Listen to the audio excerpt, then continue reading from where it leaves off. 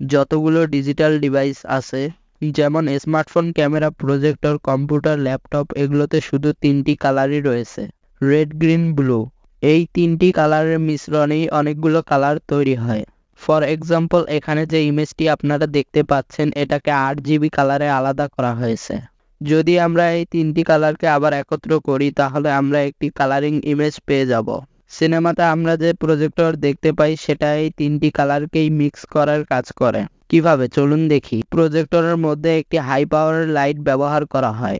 লাইটের আলোকে সামনের দিকে ফোকাস করার জন্য এতে কনকেভ মিরর ব্যবহার করা হয় এবং এর সামনে লাগানো থাকে একটি লেন্স, যা আলোকে সামনের দিকে সোজাসুজি পাঠিয়ে দেয়। এরপর লাগানো থাকে একটি ট্রাইপ্রিজম, এর সাথে আলো ধাক্কা খেয়ে ডিজিটাল মাইক্রো মিরর ডিভাইসে যায়। এটাকে সংক্ষেপে বলে ডিএমডি। এই ডিভাইসে রয়েছে মিলিয়ন মিলিয়ন পিক্সেল।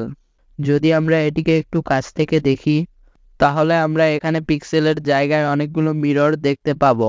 তো লাইটের আলো এই ডিএমডিতে রিফ্লেক্ট হয়ে চলে যায় প্রজেকশন লেন্সের কাছে। প্রজেকশন লেন্স হলো কনভেক্স লেন্স, যা আলোকে বড় করে পর্দায় দেখায়। কিন্তু এখানে একটি প্রবলেম রয়েছে। আপনারা দেখতে পাচ্ছেন এখানে কোনো কালার নেই। তাই কালার দেখানোর জন্য লাইটের সামনে কালার হুইল লাগানো হয়। কালার হুইলের আগে কন্ডেন্সিং লেন্স লাগানো থাকে, যা লাইটের আলোকে কালার হুইলের উপর ফোকাস করে, এবং এরপর কালার হুইলের সামনে শেপিং লেন্স লাগানো থাকে। এটা লাইটকে আবার আগের অবস্থায় নিয়ে আসে। কালার হুইল অনেক দ্রুত ঘোরে এবং এজন্যই আমরা একটি কালারিং ছবি দেখতে পাই। আশা করছি আপনি বুঝতে পেরেছেন একটি প্রজেক্টর কিভাবে কাজ করে।